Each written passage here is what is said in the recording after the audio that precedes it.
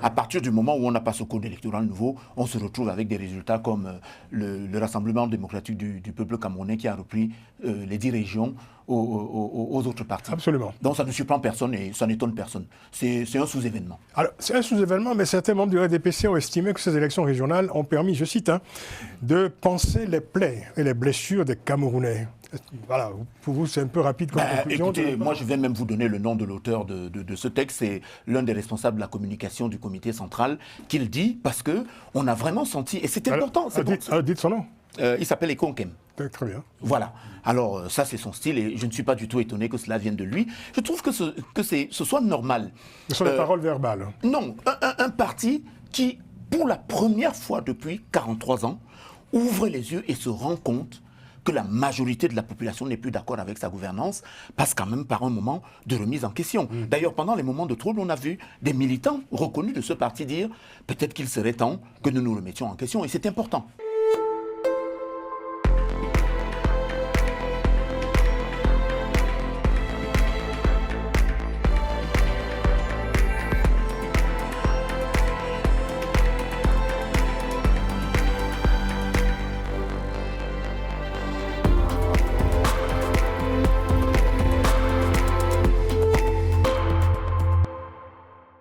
Autre sujet dans cette édition de Panel Hebdo, c'est le retour discret au statu quo au Cameroun.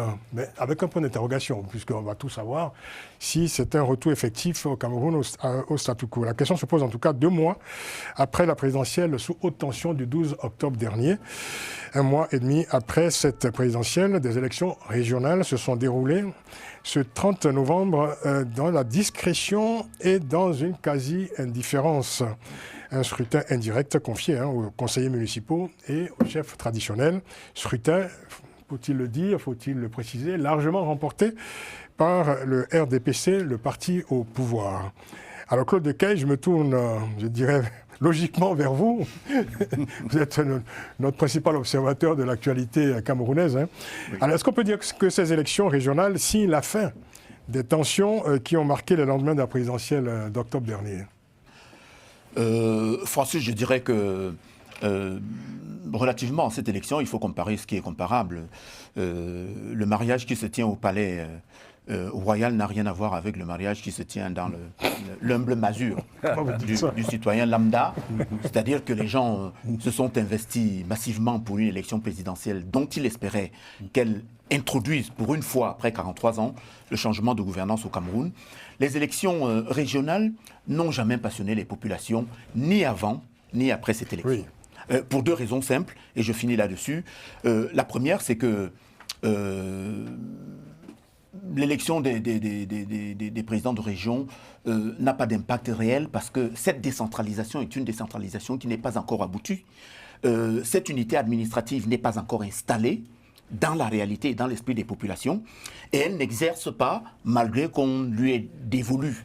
On est inscrit dans les textes qu'on va lui transférer 10% du budget national, n'exerce pas encore de compétences réelles, parce que les budgets qui avaient été prévus au moment de la mise en place des lois de décentralisation n'ont pas encore été transférés. Ils sont transférés par tranche, par fraction. Ça, c'est la première chose. La deuxième chose, les populations estiment que le mode de désignation des présidents de région ne leur convient pas parce qu'il y a 10 régions au Cameroun, il y a 10 élus par région, ça fait 100 élus sur les 10 conseils régionaux.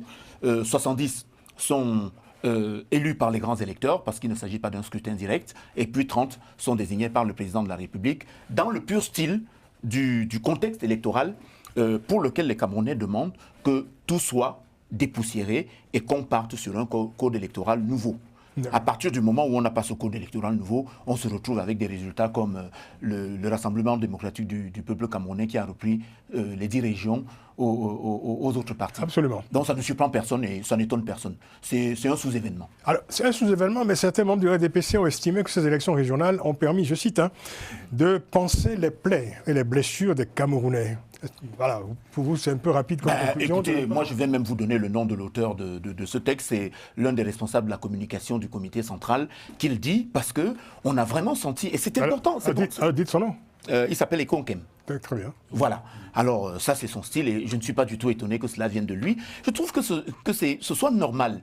Ce sont des paroles verbales. Non, un parti qui, pour la première fois depuis 43 ans, ouvre les yeux et se rend compte que la majorité de la population n'est plus d'accord avec sa gouvernance, passe quand même par un moment de remise en question. D'ailleurs, pendant les moments de trouble, on a vu des militants reconnus de ce parti dire peut-être qu'il serait temps que nous nous remettions en question, et c'est important. D'accord. Voilà. Qu'est devenu Issa Chiroma Bakary, celui qui estime qu'il a remporté la dernière présidentielle? Oui, ce candidat à l'élection présidentielle est officiellement installé en Gambie, où il a été accueilli.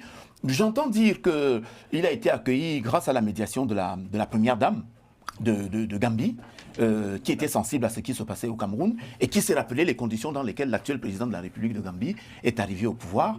Et moi, je trouve que ça a été une démarche extrêmement honorable de la part de la première dame. Et il y est installé, il n'est pas caché, il parle, il a désigné une porte-parole au Cameroun en la personne d'Alice Com, qui est une avocate reconnue. Et d'ailleurs, le comportement qu'a adopté Alice Com est révélateur du changement de paradigme politique qui est en train de s'opérer au Cameroun. Il n'y a plus de peur de l'autorité administrative comme c'était le cas avant. Il y a une volonté des populations de s'engager dans la voie du changement. Et cette élection, telle qu'elle s'est passée, a introduit cette volonté d'opérer le changement dans la vie politique. Issa Chiroma Bakary est parti pour un long exil, là? Je ne sais pas, il ne m'en a pas informé, mais il est actif, il parle, il communique, il donne des instructions qui sont souvent suivies. Il a le moral, quoi. Il a le moral. Bon. On va parler de l'opposant Anissé Kane, qui est décédé. Hélas. En détention le 1er décembre dernier. Événement qui a suscité évidemment l'émoi au Cameroun et à grand témoin au sein de l'opinion. Alors au lendemain de cette nouvelle, le ministre de l'administration territoriale, M. Paul Atanga Ndji, a déclaré que le défunt n'était ni un martyr ni un héros. Est-ce ainsi qu'un ministre doit parler en de telles circonstances? Beaucoup de Camerounais ont exprimé de la honte en entendant le discours du ministre. Il est encore ministre de la République et plutôt que de décrier son discours, nous avons voulu tenir un discours de dignité à l'endroit de la famille d'Anissé Kane, dont ceux qui connaissent son parcours savent ce qu'il a donné au Cameroun. Les villes mortes, les premières contestations, la volonté de faire de la contestation politique sans incendier le pays, sans initier de la violence avec les armes, ça c'est Anissé Kane. C'est l'homme politique qu'il était et il a donné sa vie pour que ce combat-là soit perpétué par ceux qui vont reprendre le flambeau après lui.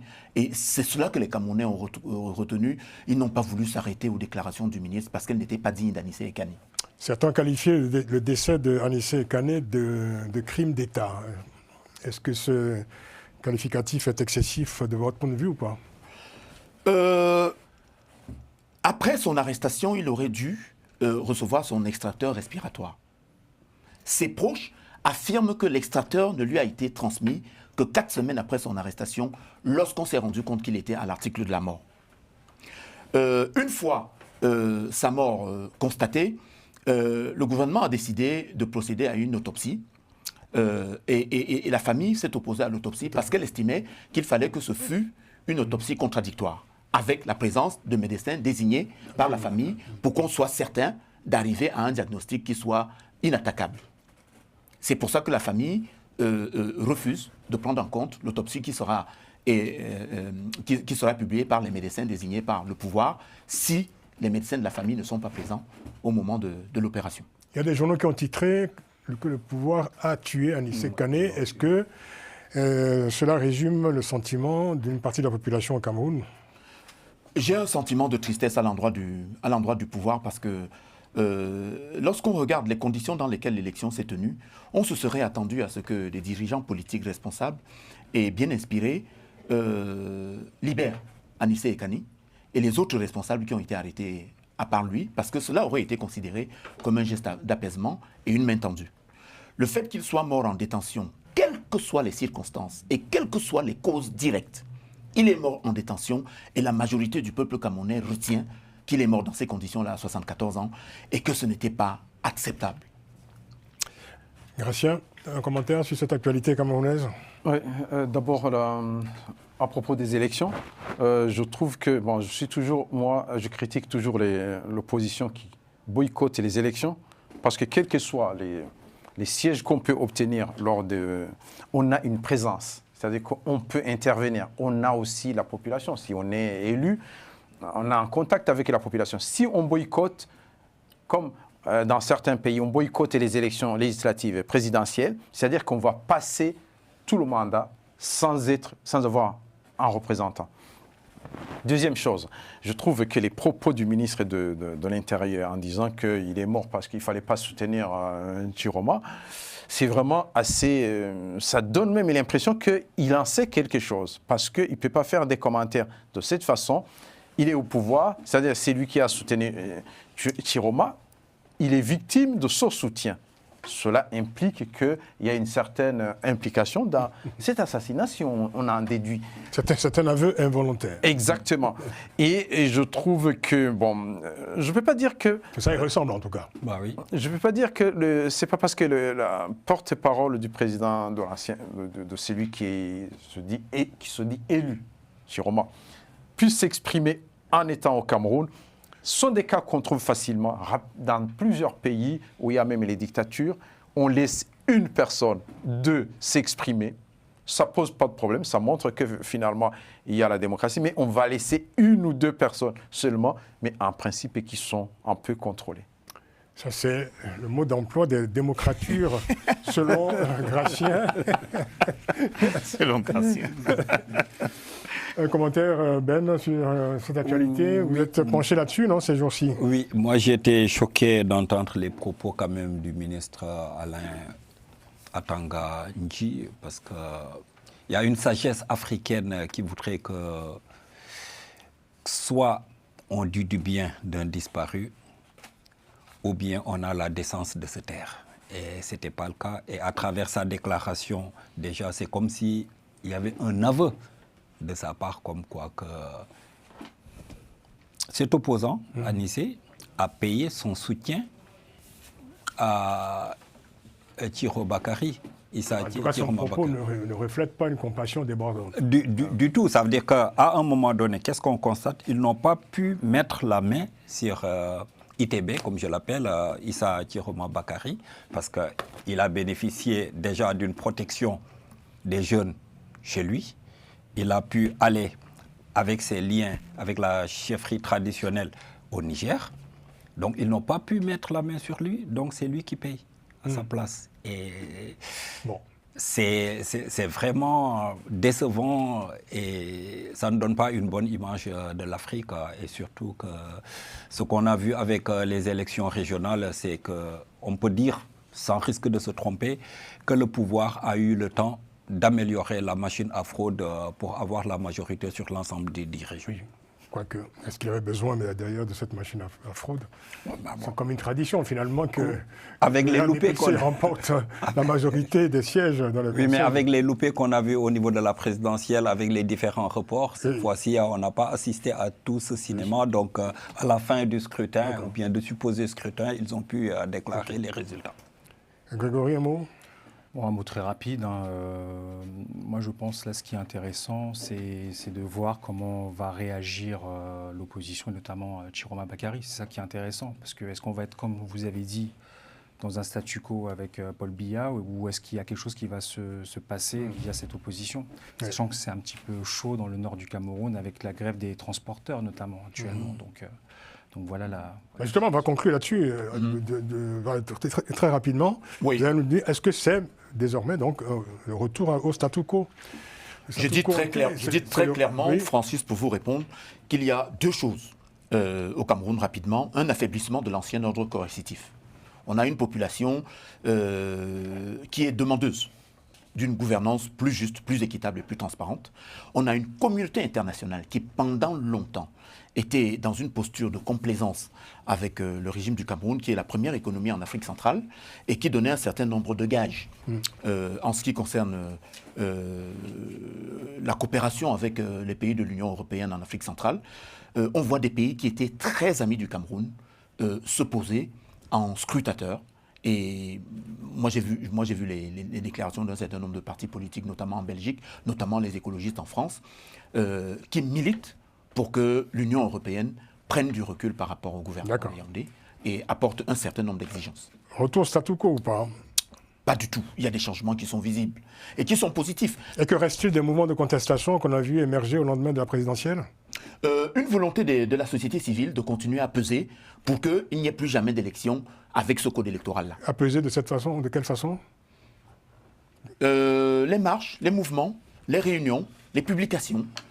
Il y a une sorte de frémissement qu'on n'avait jamais vu au Cameroun. Et une chose nouvelle qui n'était jamais apparue avant, l'implication qui est récurrente des jeunes dans les jeux politiques, avec la détermination de ne pas faire un coup et on s'en va.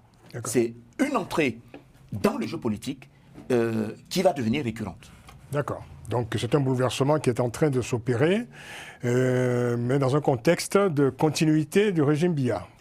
Continuité, non. Ça fait partie du paradoxe camerounais, peut-être. Non, après une élection politique en Afrique, une fois que le candidat élu a prêté serment, on ne peut pas les déloger de la présidence de la République. Oui. Mais ceux qui ne sont pas d'accord avec les conditions de l'élection ont compris un peu les erreurs du passé, par exemple attendre 7 ans pour organiser la transition.